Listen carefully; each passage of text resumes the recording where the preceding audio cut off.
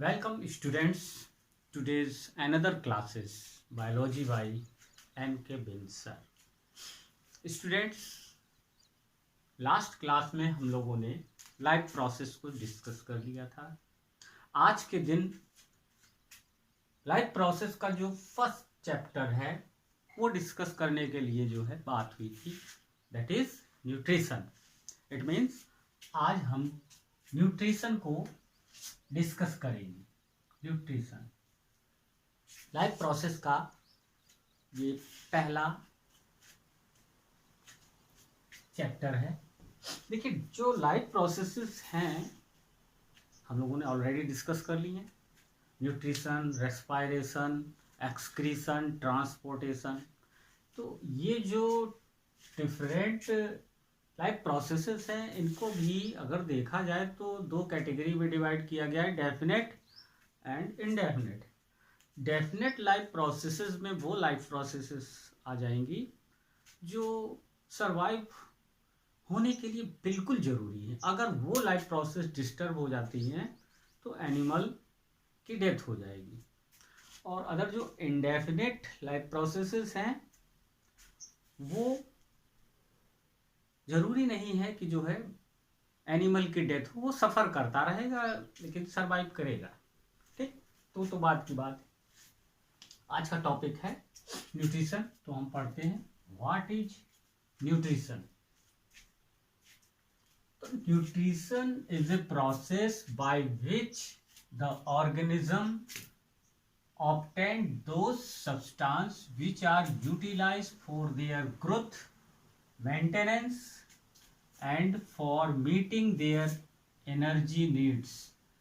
These substances are called nutrients and food. आज की class में हम न्यूट्रिशन को ही समझेंगे फुली।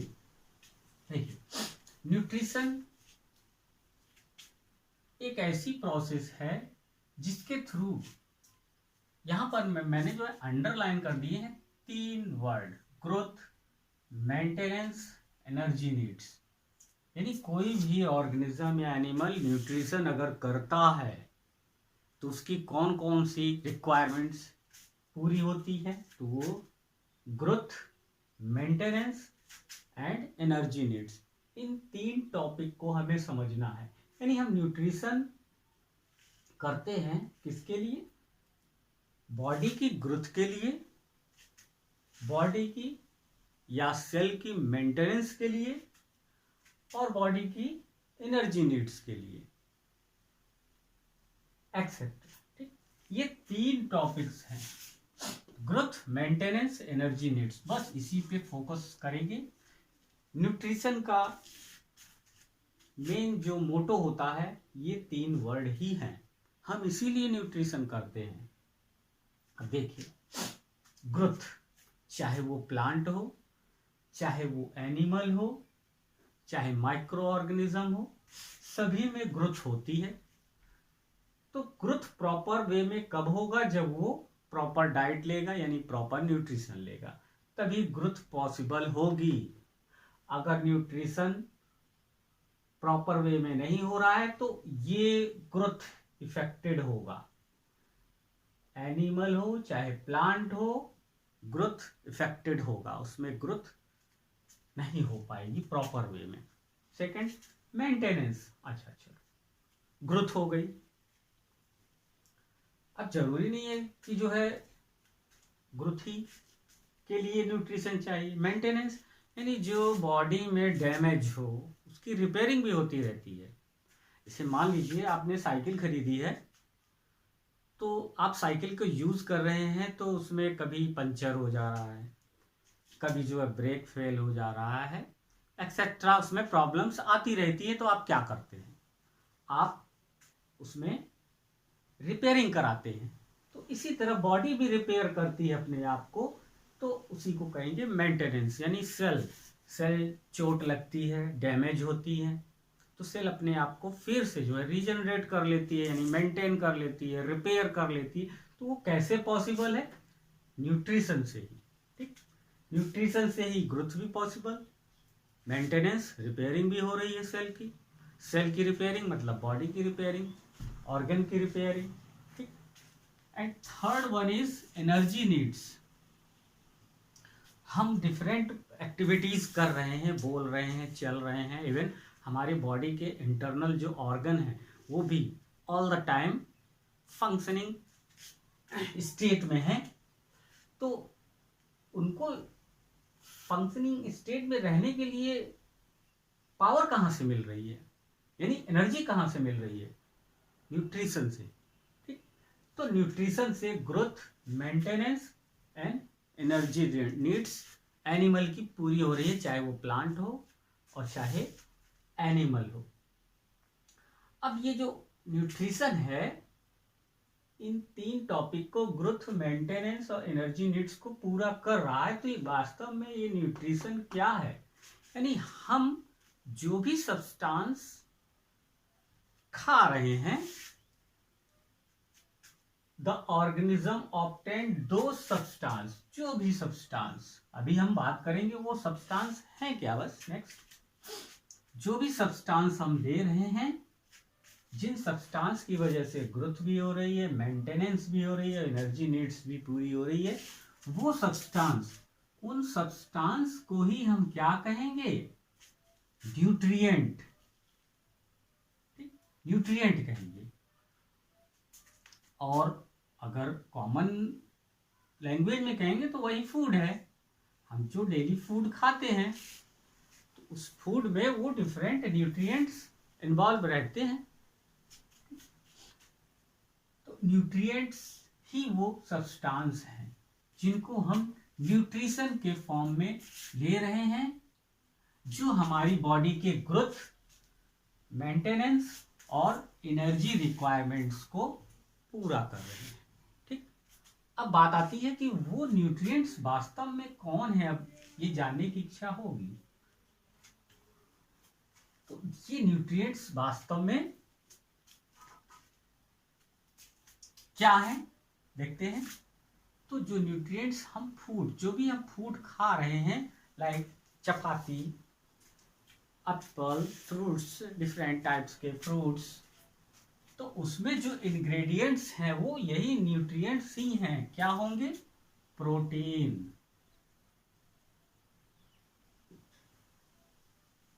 कार्बोहाइड्रेट,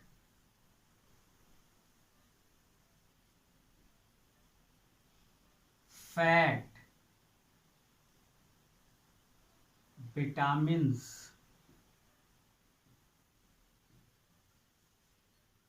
मिनरल, यही पांचों न्यूट्रिएंट्स हैं जो हम न्यूट्रिशन के फॉर्म में ले रहे हैं। इन सभी न्यूट्रिएंट्स के डिफरेंट डिफरेंट फंक्शन हैं, वो हम डिस्कस करेंगे। यानी सपोज हमने फ्रूट्स खाया, सलाद खाया, चपाती खाई, राइस खाया, पल्सेस खाई, मतलब हमने ये न्यूट्रिएंट लिए न्यूट्रिशन के फॉर्म में। तो देखिए इन सब का अलग अलग फंक्शन है। लाइक प्रोटीन, प्रोटीन क्या करेगा? ये बॉडी बिल्डिंग फूड है। बॉडी बिल्डिंग यानी सेल, यानी ग्रोथ में ये हेल्प करेगा, मेंटेनेंस में हेल्प करेगा, रिपेयरिंग में। रॉ मटेरियल, हमारी बॉडी की कोई भी सेल डैमेज हो रही है तो एज ए रॉ मटेरियल हमको प्रोटीन चाहिए, जिससे वो सेल अपने आप को रिपेयर कर सके। तो हम प्रोटीन बाहर से भी लेते हैं, और हमारी बॉडी की सेल राइबोसोम वो प्रोटीन का फॉर्मेशन भी करता है। तो प्रोटीन ये बॉडी बिल्डिंग फूड हुआ।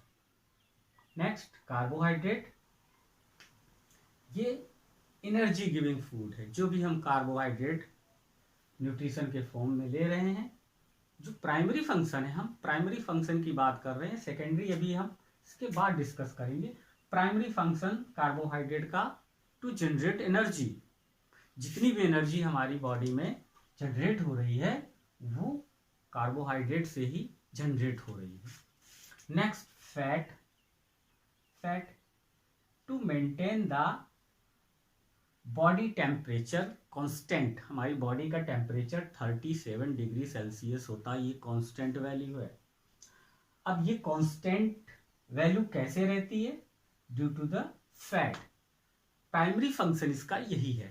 सेकेंडरी फंक्शन में अगर बात करेंगे तो ये भी टू जनरेट एनर्जी, ठीक, ये भी एनर्जी जनरेट करता है, कार्बोहाइड्रेट भी, लेकिन प्राइमरी फंक्शन प्रोटीन का बॉडी बिल्डिंग फूड है, carbohydrate energy producing, fat to maintain the body temperature constant. Next, vitamins and minerals. Vitamins हमारी बॉडी की इम्यूनिटी, ठीक, इम्यूनिटी को मेंटेन करता है। मिनरल्स जो होंगे हमारी बॉडी में जितने भी मेटाबॉलिक प्रोसेसेस होते हैं उन सब में ये इंग्रेडिएंट के फॉर्म में वर्क करता है। अगर मिनरल्स न रहें तो हमारी बॉडी में मेटाबॉलिक प्रोसेस जितनी भी हैं वो प्रॉपर वे में फंक्शन नहीं करेंगी, ठीक। तो इनका प्राइमरी फंक्शन हमने डिस्कस कर लिया है। Protein body building, carbohydrate energy producing, fat to maintain the body temperature constant 37 degree Celsius. Next, vitamins, these are maintain the immunity of the body, ठीक, इम्यूनिटी मतलब डिफरेंट डिजीजेस से fight करने के लिए हमारी बॉडी को ये प्रोटेक्ट करते हैं विटामिन्स। मिनरल्स, जितनी भी मेटाबॉलिक रिएक्शंस हैं उनको प्रॉपर वे में रन कराने के लिए मिनरल्स नेसेसरी हैं।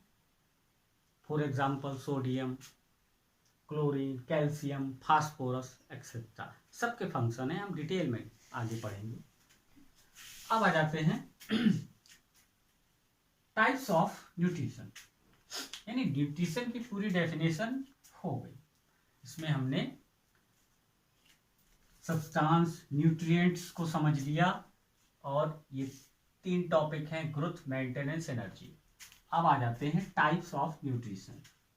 तो न्यूट्रिशन जो है ये सिर्फ 2 टाइप का होगा। फर्स्ट इज ऑटोट्रॉपिक, इसी को हम कहेंगे होलोफाइटिक न्यूट्रिशन।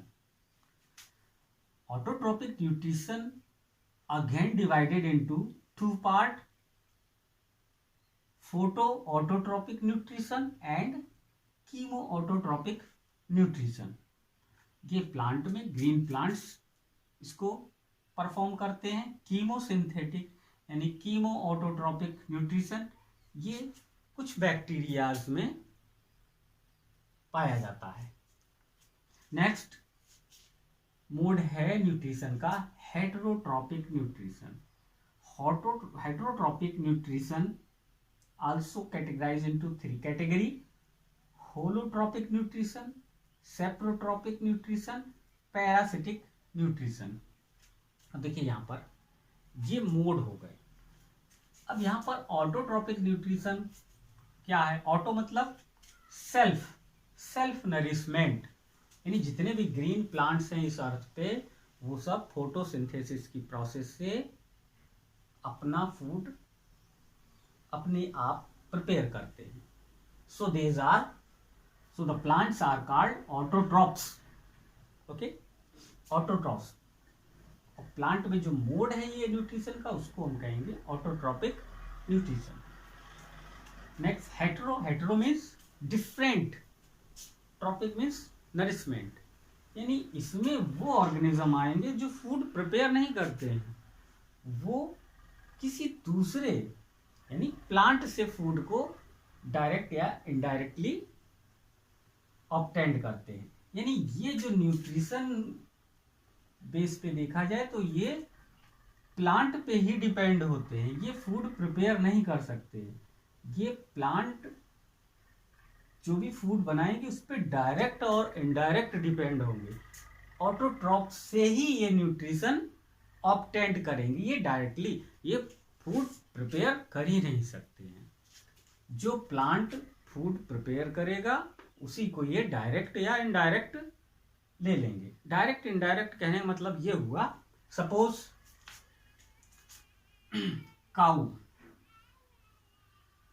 काऊ ग्रास को खा रही है, ठीक। ग्रास क्या है? ऑटोट्रॉप्स है, प्लांट है, इसने अपना फूड फोटोसिंथेसिस के थ्रू प्रिपेयर किया, ठीक। अब उसको जो है काऊ ने खा लिया। It means cow directly depend on plant for nutrition, ठीक, ये डायरेक्ट डिपेंड है। इनडायरेक्ट कहने का मतलब क्या हुआ, सपोज यहां पर कोई इंटरमीडिएट आ जाता है, जैसे गॉट,